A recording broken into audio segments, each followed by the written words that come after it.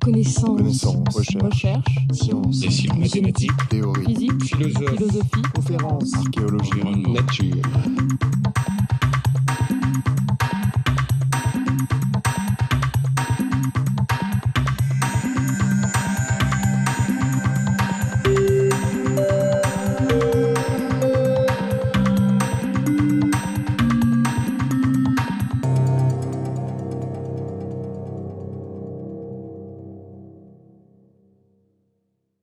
Bonjour à toutes et à tous, et merci d'être venus si tôt et si nombreux.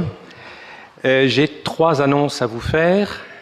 La première, c'est que l'ensemble de ce colloque est filmé et est retransmis d'ailleurs en direct sur le site internet.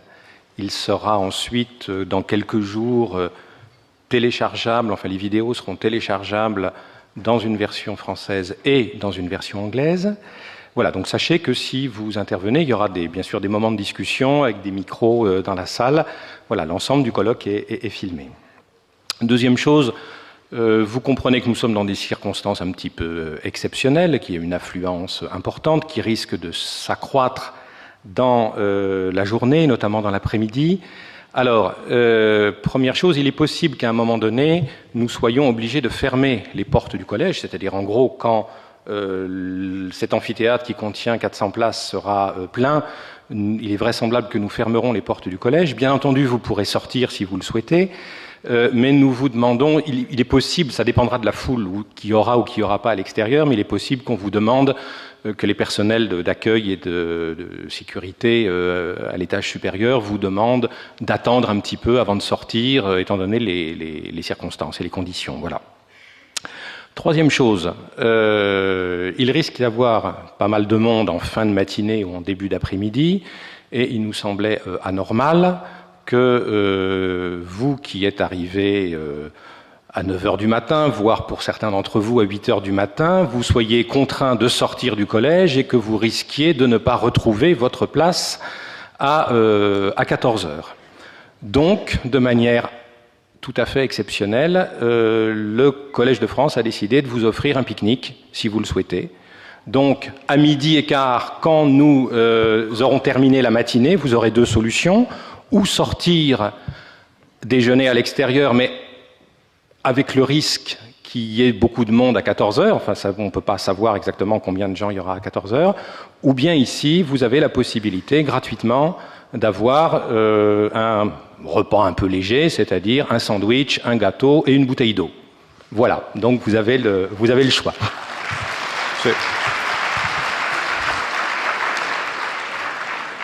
Alors j'en profite et je vous remercie de vos applaudissements pour dire que ces applaudissements s'adressent à la fois à l'administration du collège qui a pris toutes les mesures nécessaires à la mesure de cet événement et dans l'esprit d'accueil qui est celui de la maison depuis sa fondation.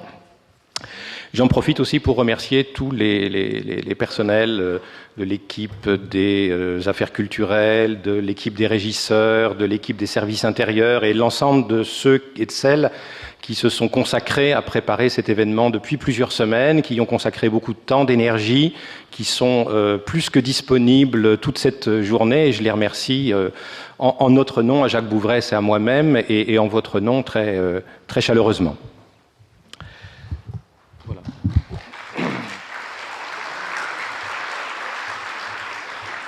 Alors, oui, juste un dernier mot. Noam Chomsky devrait arriver dans le courant de la matinée. Voilà.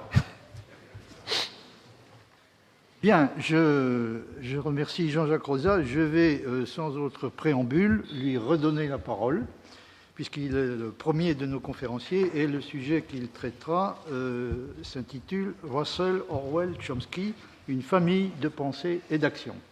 Vous avez la parole. Merci. Alors, pourquoi associer les noms de Russell, Orwell, Chomsky dans le programme de ce colloque?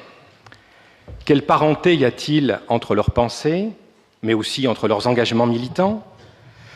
Quel genre de lumière pouvons-nous espérer d'eux sur le problème qui nous occupe aujourd'hui, rationalité, vérité, démocratie? Je dirais que ce problème peut se résumer très grossièrement de la manière suivante. Il est largement admis que les tyrannies s'appuient sur le mensonge et les préjugés, et que la démocratie suppose l'existence d'un espace public des raisons où s'affrontent pacifiquement des citoyens éclairés. Mais il est largement admis aussi que le savoir confère habituellement à celui qui le possède une supériorité, une autorité sur celui qui ne le possède pas. Et de nombreux penseurs en ont conclu à l'existence d'un antagonisme irréductible entre vérité et rationalité d'une part et démocratie d'autre part. Alors, parmi ces penseurs, les uns qu'on peut appeler amis de la vérité ou supposés tels, ont considéré que pour le bien de tous, la réalité du pouvoir devait revenir à ceux qui savent. Et de la République de Platon jusqu'à l'ère des organisateurs de James Burnham, les variantes de cette conception sont innombrables. D'autres, amis de la démocratie ou supposés tels, ont considéré que le savoir n'était en réalité rien d'autre qu'un pouvoir, que les idées de raison et de vérité étaient des obstacles à toute politique d'émancipation, et que la seule philosophie appropriée à la démocratie était une variante ou une autre, plus ou moins radicale, plus ou moins sophistiquée, de la formule « à chacun sa vérité ». Le relativisme, nous dit-on, garantirait le droit des dominés et des minorités à défendre leur propre vision du monde. Alors certes, il peut arriver que le relativisme offre temporairement une protection efficace, mais fondamentalement, il est contradictoire avec tout projet d'émancipation parce qu'il dépossède les dominés des armes de la critique. Comme Paul Bogossian, philosophe américain, le fait observer dans La peur du savoir, si, selon cette conception, donc selon le relativisme, les puissants ne peuvent plus critiquer les opprimés parce que les catégories épistémiques fondamentales sont inévitablement, selon cette conception, liées à des perspectives particulières, il s'ensuit également que les opprimés ne peuvent plus critiquer les puissants. Et voilà, ajoute Bogossian, qui menace d'avoir des conséquences profondément conservatrices. En détruisant l'espace des raisons, le relativisme enferme les plus faibles dans le seul espace des rapports de force où ils seront, par définition, toujours les vaincus. En 1984, dans Rationalité et cynisme, qui est une critique dévastatrice des courants de pensée postmodernes et de ce qu'on nomme aujourd'hui la French Theory, Jacques Bouvresse écrivait « Proposer, comme on le fait quelquefois, de liquider définitivement des valeurs dépassées, comme la rationalité critique ou communicative, la vérité, l'humanité, est une façon curieuse de concevoir le progrès, puisque cela revient à supprimer sans aucune contrepartie explicite la dernière protection dont disposent les faibles et les plus démunis contre l'arbitraire des plus forts et des mieux armés. » Alors la conviction qu'il existe un lien intime, nécessaire, entre liberté et démocratie d'une part, et rationalité et vérité objective de l'autre, est au cœur de ce qu'Orwell appelle la mentalité libérale, liberal habit of mind, un adjectif libéral qu'il entend en son sens originel. Je cite, « On peut espérer que la mentalité libérale, qui conçoit la vérité comme quelque chose qui existe en dehors de nous, quelque chose qui est à découvrir et non comme quelque chose que l'on peut fabriquer selon les besoins du moment, survivra. » Et dans un long éditorial qu'il rédige en 1946 pour soutenir la revue Polémique contre les attaques des intellectuels communistes de l'époque, il déclare « Polémique soutient certaines valeurs morales et intellectuelles que l'on appelle de manière un peu vague les valeurs libérales, si l'on utilise le terme libéral dans son acception ancienne d'ami de la liberté.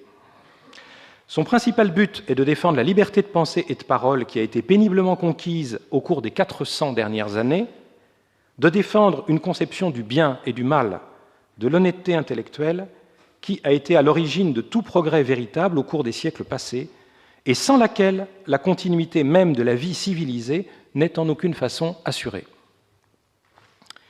Et dans Où meurt la littérature, qui avait été écrit quelques mois plus tôt par Orwell à la fin de l'année 1945, Orwell explique qu'en Angleterre, la mentalité libérale est menacée d'être détruite principalement de deux façons. assurément par la puissance du capitalisme et par le dirigisme étatique, par, je cite, la concentration de la presse entre les mains de quelques milliardaires, l'emprise du monopole sur la radio et le cinéma, les pressions d'organismes officiels comme le ministère de l'Information, fin de citation, mais aussi, et peut-être plus encore, dit Orwell, par le reniement des valeurs libérales par les intellectuels eux-mêmes, et particulièrement par ceux qui devraient y être le plus attachés, à savoir les intellectuels de gauche. Je cite, « Notre époque a ceci de remarquable, que ceux qui se révoltent contre l'ordre existant, ou du moins la plupart et les plus représentatifs d'entre eux, se révoltent également contre l'idée d'intégrité individuelle. Dans le passé, au moins au cours des siècles dominés par le protestantisme, l'idée de révolte et celle d'intégrité intellectuelle étaient intimement liées. L'hérétique en matière politique, morale, religieuse ou esthétique était quelqu'un qui refusait d'aller contre sa conscience. C'est ce que résumaient les paroles de l'hymne revivaliste « Ose être un Daniel, ose te dresser seul, ose être ferme dans tes convictions, ose les faire connaître ». Pour mettre cet hymne au goût du jour, commente Orwell avec une ironie amère, il faudrait transformer chacune de ces exhortations en interdiction. Alors la mentalité libérale, ou l'attitude libérale dont Orwell se réclame, est une tradition de pensée et d'action qui a donc ses racines dans l'histoire, et notamment dans les combats menés pour les libertés de conscience et d'expression, contre les églises officielles, contre les États despotiques. Ce n'est donc pas une doctrine en bonne et due forme, encore moins une théorie, c'est une attitude, à la fois intellectuelle, morale et politique, qui associe étroitement le courage du non-conformisme et le souci de sincérité, la probité à l'égard des faits, mais aussi à l'égard des idées, et la reconnaissance de ce que la vérité n'est pas au pouvoir des hommes, qu'elle ne saurait être construite par eux, comme on dit aujourd'hui. Alors, une des personnalités intellectuelles qu'Orwell admirait le plus à cet égard est précisément Bertrand Russell, à cause de la fermeté et de la constance de son attitude libérale. À propos de Russell, Orwell écrit en 1939 « Il est réconfortant de savoir qu'un homme comme lui existe. Tant que lui et quelques autres de sa trempe seront en vie et en liberté, nous aurons l'assurance que subsistent dans le monde des îlots de santé mentale.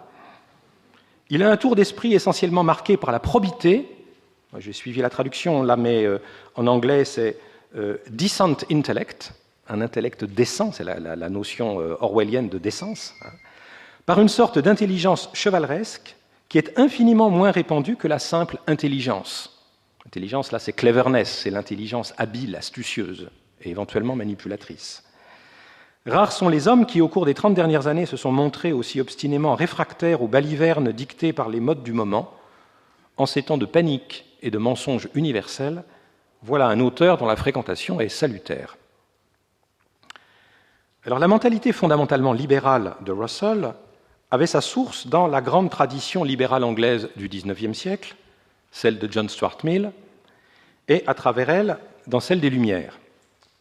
Comme Russell l'expose clairement au début de Political Ideals, le critère à partir duquel juger un régime politique ou un système social devrait être le degré auquel il favorise le libre développement de l'individu.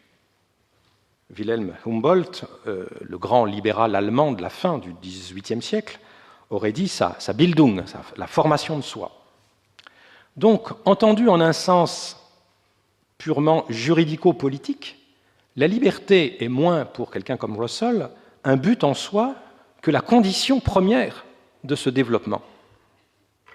Je cite Russell, « Les idéaux politiques doivent reposer sur ceux de la vie individuelle. Les hommes politiques ne doivent rien prendre en considération qui soit extérieur ou supérieur aux hommes, aux femmes, aux enfants, qui, dans leur diversité, composent le monde. Pour autant que cela soit au pouvoir d'un être humain, sa vie réalisera ses meilleures potentialités si elle contient trois choses. Des impulsions créatrices et non possessives, de l'égard pour les autres et du respect pour l'impulsion fondamentale qu'on a en soi-même. Les institutions politiques doivent être jugées selon le bien ou le mal qu'elles font aux individus. Est-ce qu'elles encouragent la créativité et non la possessivité? Est-ce qu'elles intègrent ou favorisent une attitude d'égard mutuel entre les humains? est-ce qu'elle préserve le respect de soi? Alors il est très remarquable que cette profession de foi, qui est typiquement libérale au sens classique du terme, figure en ouverture d'un texte qui se révèle vite, quand on le lit, être un manifeste pour un socialisme anarchisant. Nous sommes en 1916, le texte est publié en 1917, mais les conférences datent de 1916, et depuis le déclenchement de la Première Guerre mondiale, Russell lutte avec l'énergie du désespoir pour la paix, milite en faveur de l'objection de conscience, combat qui le conduira bientôt à 6 mois de prison. C'est alors qu'il prend conscience que dans un monde industrialisé, où tout pousse à la concentration de puissance économique et étatique qui ôte à l'individu le contrôle de sa propre existence, les valeurs libérales auxquelles il continue de croire ne pourront être promues que dans le cadre politico-économique d'un socialisme anti-autoritaire.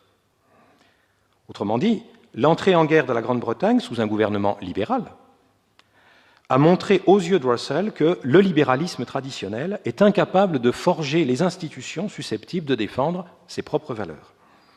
Et Russell le dira clairement en 1920, « Je suis de ceux qui, en conséquence de la guerre, sont passés du libéralisme au socialisme, non pas parce que j'aurais cessé de vénérer la plupart des idéaux libéraux, mais parce que je ne vois plus guère de place pour eux, à moins d'une transformation complète de la structure économique de la société. » Le capitalisme et le salariat, explique Russell, sont deux monstres jumeaux qui dévorent la vie des individus et qui doivent être abolis. Et après un examen des différentes doctrines en vigueur, marxisme, anarchisme, anarcho-syndicalisme, Russell opte pour ce qu'on appelait à l'époque le socialisme de guilde, qui était une variante de socialisme, disons, autogestionnaire pour aller vite, et anti-étatiste, qui était influente en Grande-Bretagne à cette époque. Alors cette évolution rapide de la pensée de Russell pendant la Première Guerre mondiale, et à l'époque de la révolution bolchevique, met en lumière le fil qui relie la mentalité libérale originelle et le socialisme anti-autoritaire, un lien sur lequel Noam Chomsky lui-même n'a cessé d'insister. Le libéralisme, explique Chomsky, est né au XVIIIe siècle avant le capitalisme industriel. Les grands penseurs libéraux et même un Adam Smith ont une mentalité précapitaliste. Au XIXe, plusieurs tendances lourdes deviennent prédominantes qui sont antagonistes des valeurs libérales. Industrialisation qui développe des formes de division et de mécanisation du travail destructrices des capacités créatrices des individus. Firmes capitalistes qui deviennent des puissances au moins égales à celles des États et plus opaques et plus tyranniques encore qu'eux. Bref, en continuant dans ces conditions nouvelles d'identifier liberté et propriété privée, les doctrines et les partis officiellement libéraux trahissent les valeurs libérales originelles. Je cite ici Chomsky. Contrairement à sa version contemporaine, le libéralisme classique s'attachait principalement au droit des individus à contrôler leur propre travail et à la nécessité d'un travail créatif libre sous son propre contrôle, le droit à la liberté et à la créativité humaine. Pour un libéral classique, le travail salarié capitaliste aurait paru totalement immoral parce qu'il entrave le besoin fondamental des gens de contrôler leur propre travail. Vous êtes l'esclave de quelqu'un d'autre. En fait, poursuit Chomsky, il n'existe pas de point de vue plus antithétique que libéralisme classique et capitalisme. Si vous prenez les principes de base du libéralisme classique et que vous les appliquez à la période moderne, je pense que vous vous approchez d'assez près des principes qui animait la Barcelone révolutionnaire de la fin des années 1930, la Barcelone révolutionnaire de 1936-1937, ce qu'on appelle l'anarcho-syndicalisme. Je crois que c'est le niveau le plus élevé auquel les humains sont arrivés dans leur tentative d'appliquer ces principes libertaires qui, selon moi, sont les plus justes. Alors, la description de la Barcelone révolutionnaire qu'Orwell découvre en décembre 1936 compte sans doute parmi les pages les plus fortes d'Hommage à la Catalogne, le grand livre d'Orwell sur la guerre d'Espagne et sur son expérience de la guerre d'Espagne. Et c'est cette expérience de la Barcelone révolutionnaire, mais plus encore peut-être celle qu'il a vécue pendant quelques mois sur le front d'Aragon, au sein des milices du POUM, qui est évidemment l'expérience de l'égalité, mais d'une égalité qui n'est pas comprise comme une fin en soi, ni comme une uniformisation des individus, mais comme la condition d'une liberté et d'une fraternité authentique. Je cite un court passage d'hommage à la Catalogne. On faisait là l'expérience d'un avant-goût du socialisme, et j'entends par là que l'état d'esprit qui régnait était celui du socialisme. Un grand nombre des mobiles normaux de la vie civilisée avaient disparu, snobisme, thésaurisation, crainte du patron, autrement dit ce que Russell appelle les impulsions possessives, exactement. Donc ces mobiles normaux de la vie civilisée avaient absolument disparu, l'habituelle division en classes de la société avait disparu, il n'y avait que les paysans et nous c'est-à-dire les miliciens, et nul ne reconnaissait personne pour son maître. Bien entendu, ajoute Orwell, un tel état de choses ne pouvait durer. Alors, si cette expérience est aussi décisive pour Orwell, c'est qu'elle rencontre sa conviction que les diverses formes de socialisme par en haut, dirigées par des intellectuels, qu'il s'agisse du réformisme technocratique fabien, le courant dominant de ce style en Angleterre à l'époque, ou du parti d'avant-garde léniniste, ne pourront jamais conduire qu'à un changement de maître. Le socialisme authentique est un socialisme par en bas qui s'appuie sur l'expérience de l'homme ordinaire et sur les valeurs de la décence commune. À propos de Beatrice Webb, qui était l'une des fondatrices de la société fabienne, Orwell écrit « Pour beaucoup de ceux qui se réclament du socialisme, la révolution n'est pas un mouvement de masse auquel ils espèrent s'associer, mais un ensemble de réformes que nous, les gens intelligents, allons imposer aux basses classes. Quant au modèle léniniste de parti d'avant-garde, doté de la théorie juste, chargé d'éclairer les masses sur le chemin de leur avenir, la critique qu'il en dresse dans une lettre du 5 décembre 1946, lettre à Dwight MacDonald, en réponse à une question que ce dernier lui posait sur la morale qu'on doit tirer de la ferme des animaux, vaut d'être citée. Je voulais montrer que cette sorte de révolution, une révolution menée comme une conspiration par des gens qui n'ont pas conscience d'être ivres de pouvoir, ne peut conduire qu'à un changement de maître. La morale, selon moi, est que les révolutions ne sont une amélioration radicale que si les masses sont vigilantes et savent comment virer leur chef dès que ceux-ci ont fait le boulot. Si les gens pensent que je défends le statu quo, c'est parce qu'ils sont devenus pessimistes et qu'ils admettent à l'avance que la seule alternative est entre la dictature et le laisser-faire capitaliste. Je pense que le processus tout entier, donc le processus de la révolution soviétique, pouvait être prédit, et il a été prédit par un petit nombre de gens, Bertrand Russell par exemple, à partir de la nature même du parti bolchevique. J'ai simplement essayé de dire, vous ne pouvez pas avoir une révolution si vous ne la faites pas pour votre propre compte. Une dictature bienveillante, cela n'existe pas. Alors cette opposition entre l'intellectuel de pouvoir qui juge évidemment l'attitude libérale désuète ou sentimentale, naïve, et l'homme ordinaire qui s'accroche aux faits, à la probité, à la décence, structure toute la pensée politique d'Orwell. Et elle s'exprime dans une page justement célèbre de 1984, que vous connaissez mais que je crois utile de réentendre. Le parti vous disait de rejeter le témoignage de vos yeux et de vos oreilles. C'était son commandement ultime et le plus essentiel. Le cœur de Winston défaillit quand il pensa à l'énorme puissance déployée contre lui, à la facilité avec laquelle n'importe quel intellectuel du parti le vaincrait dans une discussion, aux arguments subtils qu'il serait incapable de comprendre et auxquels il pourrait encore moins répondre. Et cependant, c'était lui qui avait raison. Ils avaient tort et ils avaient raison. Il fallait défendre l'évident, le bêta et le vrai. En anglais, c'est « the obvious, the silly and the true ». Les truismes sont vrais. Cramponne-toi à cela. Le monde matériel existe, ses lois ne changent pas. Les pierres sont dures, l'eau est humide et les objets qu'on lâche tombent vers le centre de la terre. Avec le sentiment qu'il posait un axiome important, il écrivit « La liberté, c'est la liberté de dire que 2 et 2 font 4. Si cela est accordé, le reste suit. » Alors comment comprendre cette fameuse formule ? Je voudrais à son propos insister sur 3 points. Première remarque, c'est que la conception qui est défendue ici par Orwell doit être, à mon avis, distinguée d'une autre que j'appellerais, pour faire vite, la conception classique du rationalisme des Lumières, à savoir l'idée que la connaissance rend libre. Selon cette conception, la connaissance, en faisant reculer l'ignorance, l'erreur, l'illusion, rend l'individu plus libre, puisqu'une volonté éclairée, informée, est plus libre qu'une volonté aveugle.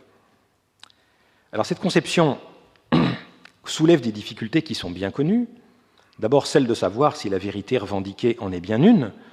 Après tout, la formule « la vérité vous rendra libre » figure dans l'évangile de Jean, et on est en droit de se demander si la croyance religieuse en question est une vérité et si elle est libératrice. Et d'autre part, cette conception met en jeu des relations complexes, discutées, entre connaissance, volonté et liberté. Alors je ne veux pas dire que cette conception classique serait fausse, ce n'est pas du tout mon propos ici, mais simplement qu'elle est complexe et que ce n'est pas la conception défendue par Orwell ici. Orwell, me semble-t-il, défend une idée à la fois plus modeste et en même temps plus radicale. La conception d'Orwell me semble consister en deux thèses. Première idée, ce sont les faits eux-mêmes, la réalité et non les hommes, les individus ou les sociétés, qui décident si un énoncé est vrai ou faux. Autrement dit, la vérité échappe à tout pouvoir humain. Deuxième thèse, en conséquence, celui qui reconnaît une vérité échappe par là même à l'emprise de tous ceux qui voudraient dominer son esprit et acquérir un pouvoir sur lui. N'ayant pas barre sur la vérité, ils n'ont pas barre non plus sur lui, en tant qu'il reconnaît justement la vérité en question. C'est, à mon avis, le sens profond de la fameuse déclaration attribuée à tort ou à raison, peu importe, à Galilée, et pourtant elle tourne. À mon avis, la thèse 1, à savoir que ce sont les faits, la réalité, et non les hommes qui décident, qui tranchent sur ce qui est vrai ou faux, ne présuppose aucune théorie philosophique déterminée de la vérité. Elle ne fait qu'expliciter ce que nous entendons par vrai dans les usages les plus ordinaires du mot et que capture intuitivement la fameuse formule de Tarski, la phrase « la neige est blanche » est vraie si et seulement si la neige est blanche. C'est un trait du concept commun de vérité et quiconque veut proposer une théorie philosophique de la vérité doit en tenir compte et en rendre compte. Le concept commun de vérité, concept qu'à mon avis il n'est au pouvoir d'aucune doctrine philosophique de changer, implique qu'il y a des faits dont l'existence ne dépend aucunement de nous, de ce que nous les connaissons ou non, de ce que nous en disons ou non, de ce que nous faisons ou non, qu'il y a des vérités objectives concernant ces faits qui ne dépendent pas non plus de ce que nous les affirmons ou les nions, ou de ce que nous les croyons ou non. Nous pouvons nous tromper, évidemment, sur ce qui est vrai ou ce qui est faux, tromper les autres, mais personne ne peut faire que ce qui est vrai soit faux ou que ce qui est faux soit vrai. Alors on peut, et c'est le cauchemar de 1984, concevoir des conditions psychologiques telles que je finisse par croire vrai quelque chose dont tout me montre que c'est faux. C'est ce qui arrive au héros à la fin du roman. Mais personne ne peut faire que j'ai raison de croire vrai ce qui est faux. Autrement dit, O'Brien, le bourreau philosophe, peut bien faire que Winston croit sincèrement qu'il y a 5 doigts levés quand il n'enlève que 4. Mais O'Brien ne peut pas faire qu'il y ait 5 doigts levés quand il n'enlève que 4, et il ne peut pas faire non plus que Winston ait raison de croire cela. Alors c'est le sens profond, je crois, du combat que Russell a mené toute sa vie contre la conception pragmatiste de la vérité et de sa polémique avec William James en 1906-1910. On en reparlera sûrement dans le courant de cette journée. Alors je ne veux pas discuter ici le point de savoir si Russell avait compris correctement ou non les idées de ses adversaires. C'est pas ça qui m'intéresse. Ce qui m'importe, c'est que sa polémique lui est dictée par la volonté qu'il a de maintenir une distinction étanche et absolue entre ce qui est vrai, autrement dit ce qui n'est pas relatif aux hommes, et ce qui est cru vrai, qui est nécessairement relatif à nous, et de ne faire dépendre en aucune manière le premier du second. Et toute tentative pour brouiller cette distinction ne ruine pas seulement, selon lui, l'idée de vérité, mais elle est, de son point de vue, l'expression d'une exorbitante volonté de pouvoir. Je cite, « Les faits représentent la limitation du pouvoir de l'homme. Nous nous trouvons vivre dans un univers qui est d'une certaine sorte, et nous découvrons de quelle sorte d'univers il s'agit par l'observation et non par l'auto-affirmation. Oublier que nous sommes contraints par des faits qui sont pour la plupart indépendants de nos désirs est une forme de mégalomanie délirante. Alors cela vaut évidemment aussi pour les faits historiques. À l'instant où ils se produisent, évidemment, ils sont faits par des hommes, mais sitôt qu'ils ont eu lieu, rien ni personne ne peut faire qu'il n'ait pas eu lieu. Autrement dit, la prise de la Bastille est un fait qui est aussi hors de notre pouvoir que la chute des corps. Et la mégalomanie concernant les faits historiques, bien qu'elle soit plus couramment admise que celle qui concerne les faits naturels, me semble personnellement encore plus dangereuse. Alors il y a, comme on voit, une relation intrinsèque entre la mentalité libérale de Russell et d'Orwell et leur robuste réalisme en matière de vérité. Si la vérité n'appartient à personne, toute autorité peut être contestée, remise en cause en son nom.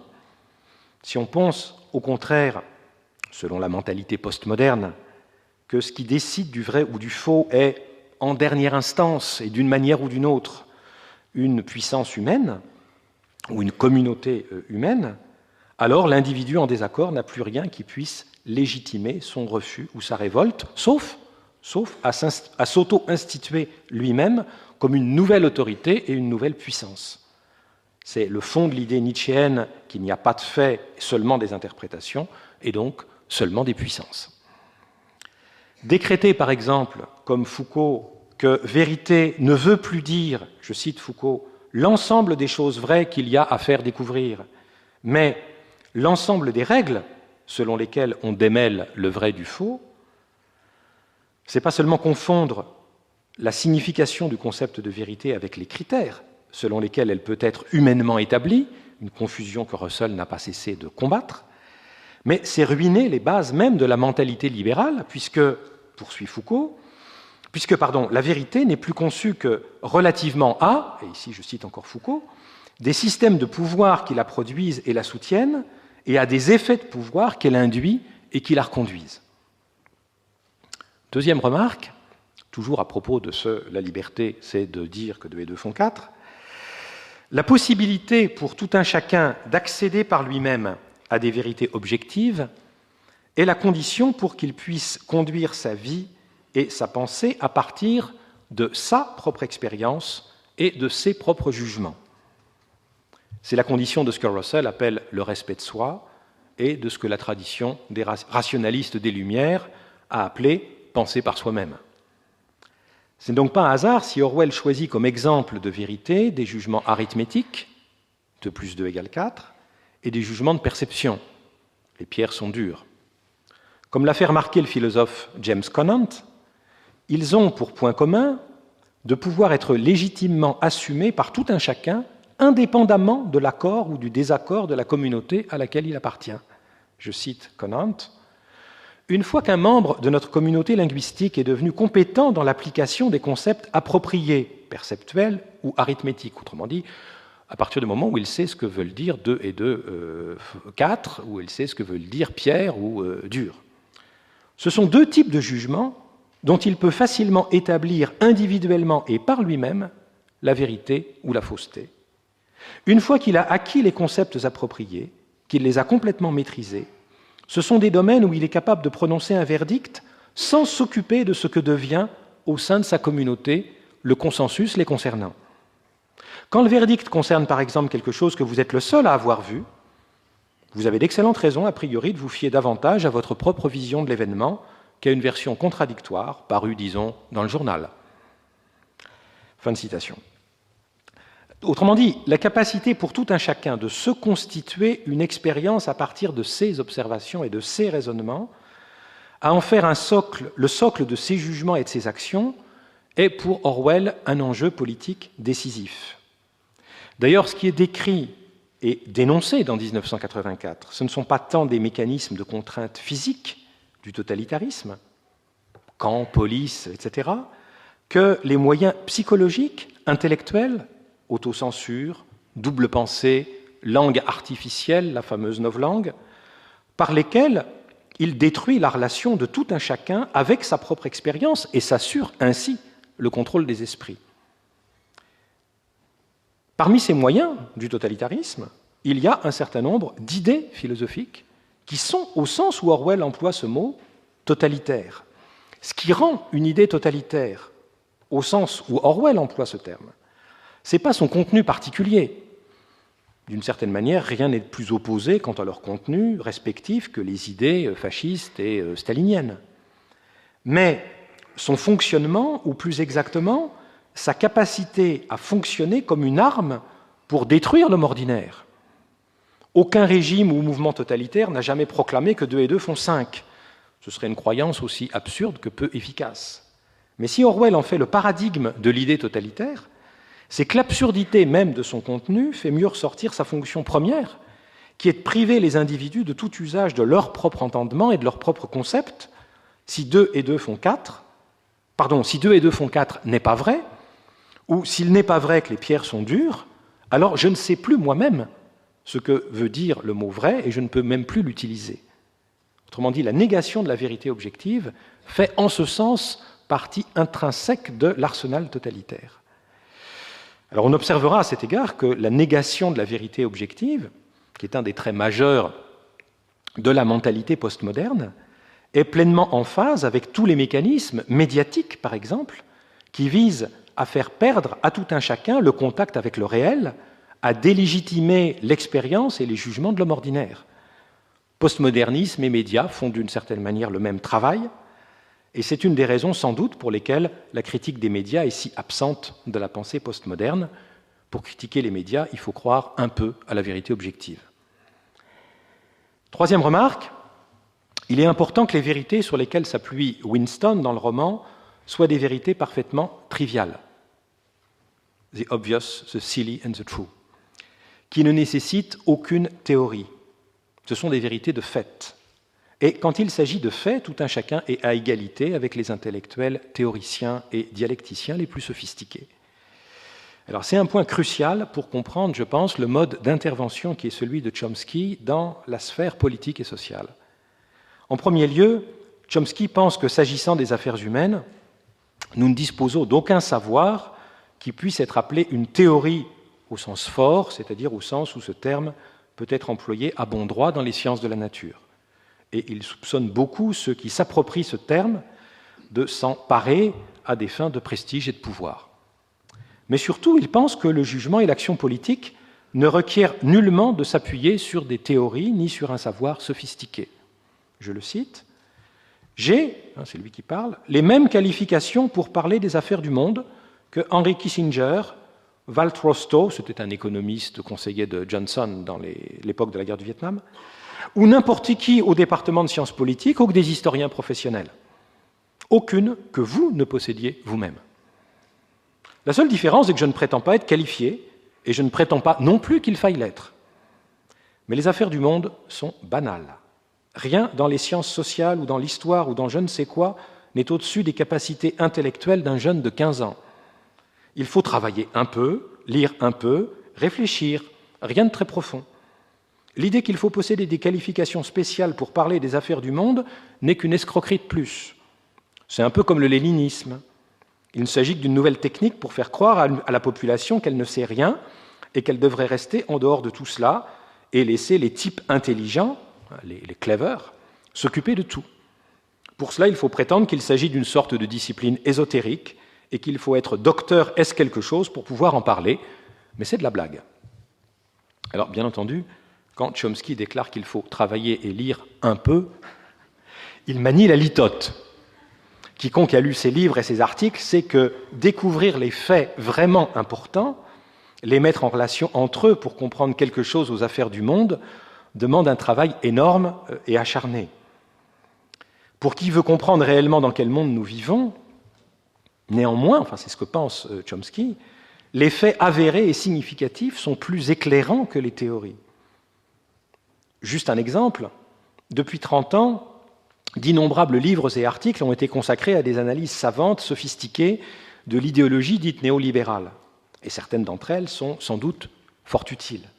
Mais il est bien plus important de remarquer, comme fait Chomsky, et je crois savoir qu'il abordera de nouveau cette question ce soir, que le système dit néolibéral fonctionne en réalité en contradiction avec ses propres principes.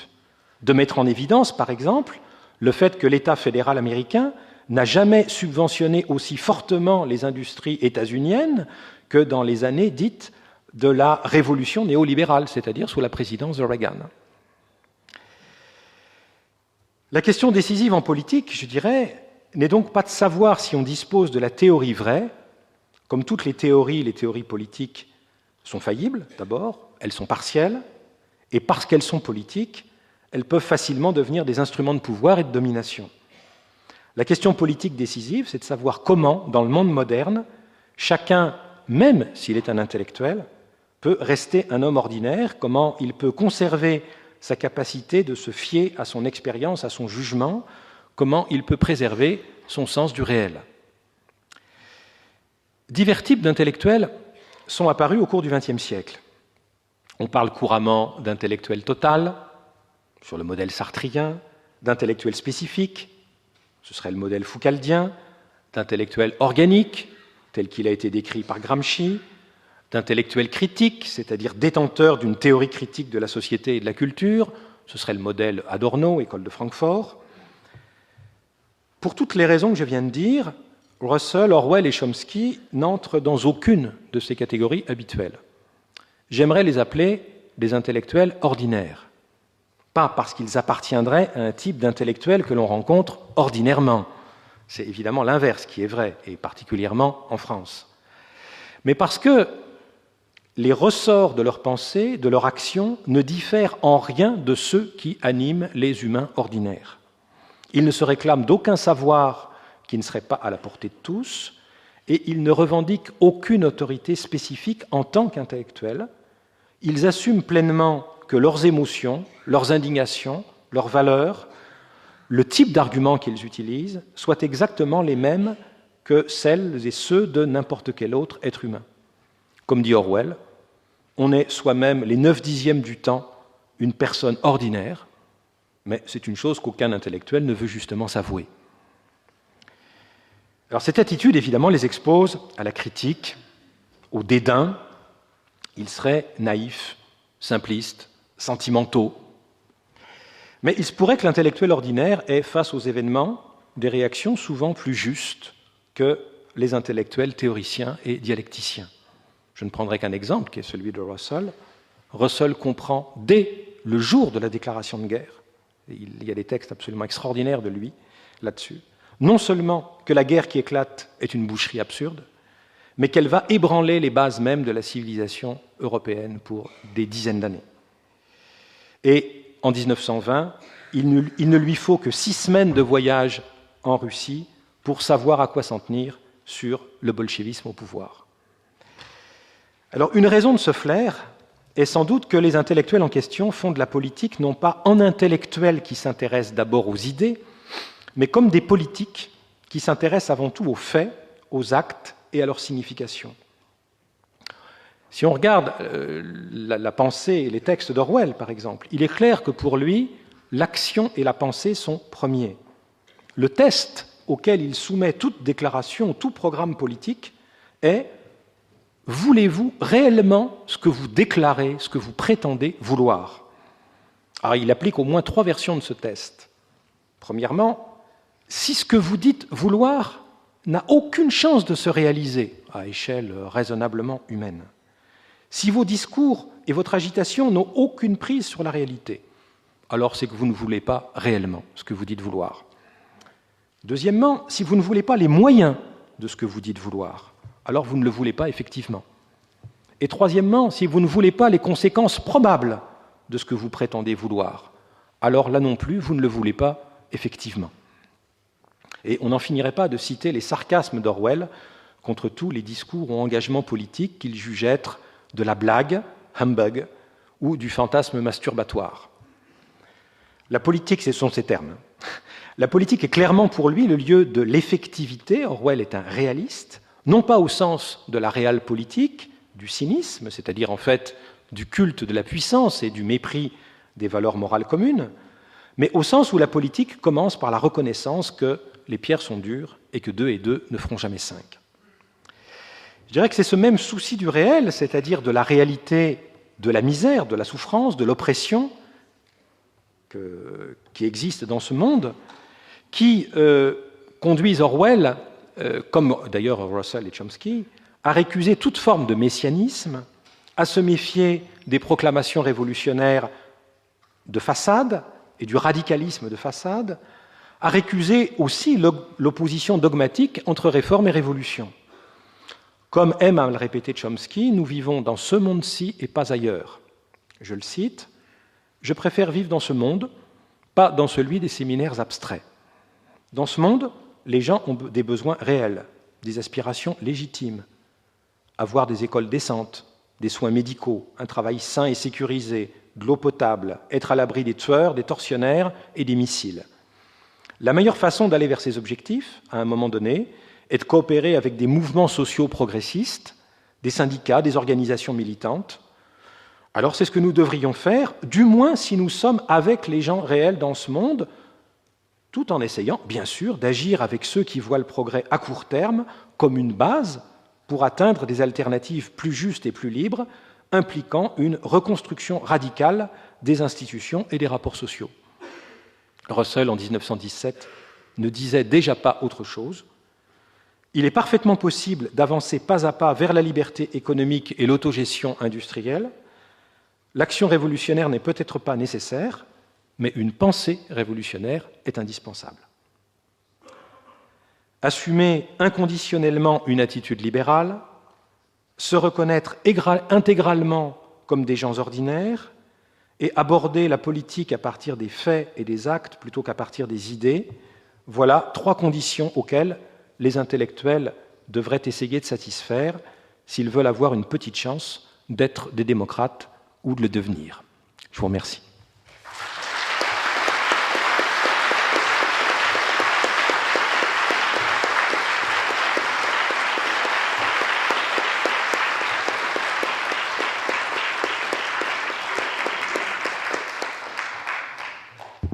Je remercie chaleureusement Jean-Jacques Rosa. Je ne vais pas commenter du tout ce qu'il a dit parce que je crois qu'il aurait pu difficilement donner un exposé à la fois plus clair et plus complet de ce qui constitue l'idée centrale de ce colloque et qui est susceptible de justifier l'association qui peut-être a surpris certains d'entre vous de ces 3 penseurs, Bertrand Russell, Orwell et Chomsky. Alors nous avons, je pense, nous pouvons disposer d'une dizaine de minutes pour une discussion. Est-ce que certains d'entre vous souhaitent poser des questions ?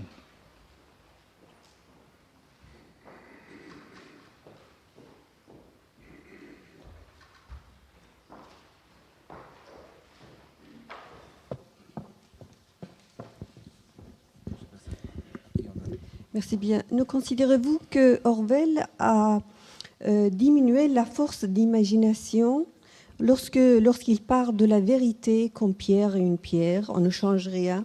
Mais lorsque on ne considère pas la force d'imagination, pour apporter un exemple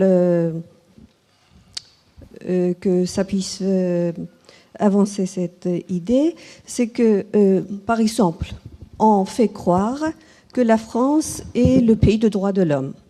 Et donc, la France est un pays que n'importe quelle politique qu'elle exerce, ça ne peut qu'apporter du bonheur aux autres pays. Ainsi, c'était de cette manière-là aussi qu'il a fait tant de pays colonisés depuis des siècles. Donc, j'aimerais bien savoir où va donc cette vérité, une vérité qui a changé, qui peut changer par force d'imagination. C'est pas, en vérité, ça n'existe pas. Mais cette imagination et faire croire ce qui n'est pas là, ça devient une vérité. Qu'est-ce que vous en pensez ? Merci. J'essaierai de redire autrement ce que j'ai dit tout à l'heure. Ce n'est pas parce que quelque chose est affirmé par une autorité, par un État, par un système de propagande, voire parce que quelque chose est cru par une majorité de gens que c'est vrai pour autant. À l'époque où tout le monde pensait que la Terre est plate, où personne croyait que la Terre tourne, il était néanmoins faux de croire que la Terre est fixe ou de croire que la Terre est plate. l'important, c'est de bien distinguer la vérité qui dépend des faits et ce que nous croyons être. Autrement dit, il y a effectivement une croyance qui est que, pour reprendre votre exemple, que la France est la patrie des droits de l'homme. Cette croyance est partiellement vraie parce que dans certaines circonstances, la France s'est montrée fidèle à cet idéal, et elle est partiellement fausse parce que dans bien d'autres circonstances, et notamment à travers tout le système colonial, etc., la France s'est montrée ennemie des droits de l'homme. Bon. Mais le fait qu'une idée soit crue ou majoritairement ou pas ne change rien à la question de savoir si elle est vraie ou si elle est fausse. Par ailleurs, vous posez la question de l'imagination. Ce que dit Orwell n'est pas du tout contre l'imagination. Lui-même est un écrivain, lui-même est un romancier. Il sait ce que l'imagination peut nous faire comprendre. 1984 est entièrement écrit pour faire comprendre à des Anglais ce qu'est la nature même et ce que sont les mécanismes profonds d'un système totalitaire, ce qui, pour eux, pour un certain nombre d'entre eux, demande un certain effort d'imagination. Bon, donc ça ne va pas du tout contre l'imagination, contrairement à ce qu'on dit souvent. Simplement, ça suppose de toujours distinguer très soigneusement ce qui est la réalité et ce qui est la fiction. Oui. Bonjour. Je voudrais vous poser une question un peu politique, c'est-à-dire, j'ai l'impression que j'ai entendu un discours que j'entends pratiquement tous les jours depuis 68, qui est la critique du socialisme autoritaire, du socialisme étatique, du léninisme, etc., au nom du socialisme libertaire. Mais j'ai l'impression que le désaccord philosophique que vous avez avec les postmodernes, prenons avec Michel Foucault, rejoint en fait un accord politique, parce qu'on va trouver chez Foucault aussi, et chez ses disciples, aussi une défense une critique du socialisme autoritaire au nom du socialisme libertaire. Or, il faut quand même se rendre compte que 40 ans après 68, cette idée n'est pas nouvelle. Elle est entendue tout le temps, elle fait partie du discours ambiant de la gauche, et aujourd'hui on se trouve dans une situation où les grandes conquêtes de la gauche classique pré-68, la gauche qui a créé l'État-providence, sont en train d'être détruites par le gouvernement Sarkozy. Alors on peut se demander, est-ce que 40 ans après que le socialisme autoritaire est sans arrêt mis en contestation, critiqué au nom du socialisme libertaire, qu'est-ce qu'il en est du socialisme libertaire? C'est pas le Parti communiste français qui aujourd'hui empêche les réalisations du socialisme libertaire. Et la question c'est, qu'a-t-on accompli après 40 ans, si ce n'est détruire effectivement ce qui était le rempart contre l'offensive de la droite par rapport aux conquêtes sociales de cette horrible gauche qui était étatiste, technocratique, socialisme d'en haut, etc., et qui nous a donné, entre autres horreurs, la démocratisation de l'enseignement, la sécurité sociale, le droit à la pension, les allocations de chômage, etc., toutes choses qui sont en train de disparaître aujourd'hui, et pendant qu'on continue à faire la critique tout le temps de cet horrible socialisme étatique, sans rien mettre à la place, pour autant je puisse voir. Alors que, et encore une fois, le désaccord philosophique que vous avez recouvre un accord politique. Bon, il faudrait du temps pour ce débat-là. Il nous reste 6 minutes. D'abord, bon, sur les conquêtes d'un siècle et demi de mouvements ouvriers, révolutionnaires et socialistes, elle repose d'abord sur l'existence d'un mouvement puissant et populaire depuis, disons, 1848. Peut-être quand même commencer par là. Bon. Ensuite, il y a une vraie question qui, je crois, est posée, et c'est la question qu'Orwell... Je répondrai en commençant comme ça. Orwell déclare qu'il est socialiste, se déclare socialiste. Il vient lui-même d'une famille qui est plutôt de droite. Il a été policier dans la police impériale britannique. Il a été 5 ans dans la police coloniale britannique en Birmanie. Il en est reparti écœuré, comprenant le rôle qu'on lui fait jouer. Et il y a toute une évolution d'Orwell pendant une dizaine d'années à partir de là.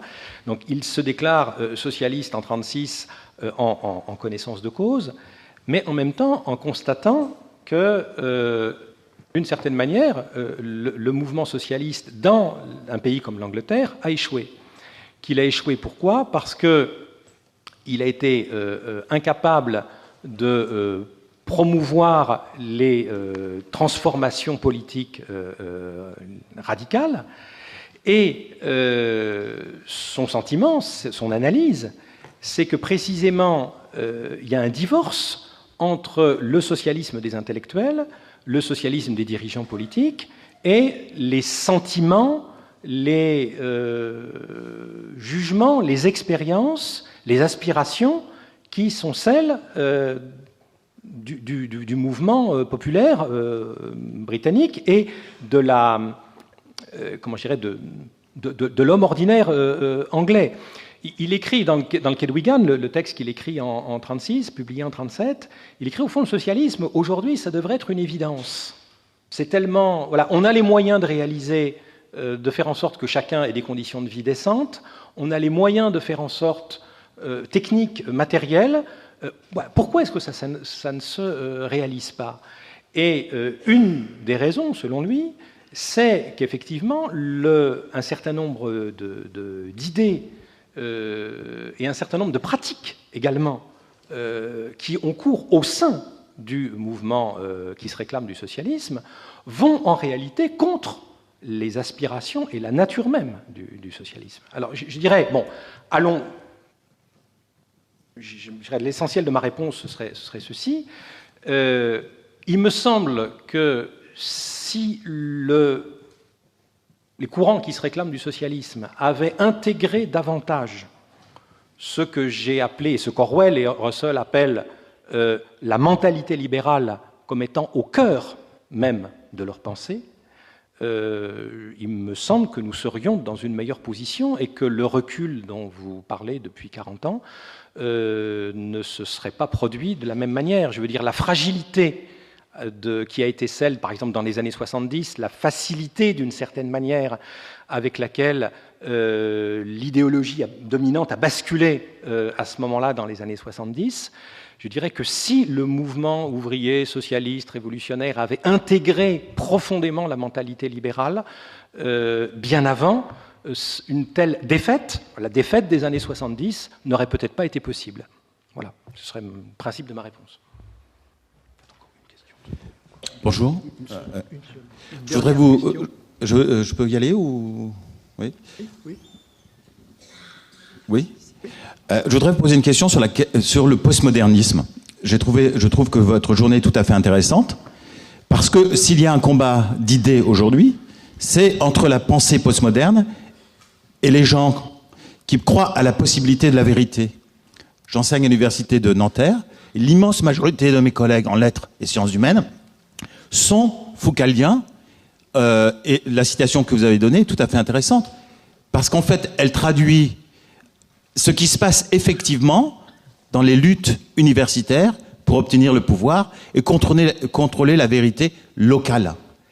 Et donc, je pense que tout cet aspect de votre présentation, en montrant votre désaccord avec le postmodernisme, c'est quelque chose qu'il faut renforcer, confirmer, et surtout montrer les liens qui existent entre le postmodernisme et la pensée, par exemple, des gens de l'administration de Bush. Un conseiller de Bush qui avait dit, par exemple, « Il n'y a plus de vérité, nous fabriquons la vérité ». Et là, si sur le plan politique, ce qu'a dit Jean Bricmont est tout à fait intéressant, sur le plan du débat des idées, le postmodernisme a gagné dans les universités. Et l'opposition fondamentale, elle se situe là, à mon avis. Je n'ai rien à ajouter. Alors voilà, je pense qu'on va interrompre la discussion là maintenant pour garder, je crois qu'il est important que nous gardions l'horaire. Comme vous l'avez vu dans le programme, il y a une bonne heure de discussion qui est prévue entre 17 et 18 heures ce soir, et donc nous pourrons revenir sur toutes les questions que vous auriez voulu, ou toutes les interventions que vous auriez voulu faire, que vous pouvez garder pour ce soir 17 heures. Voilà.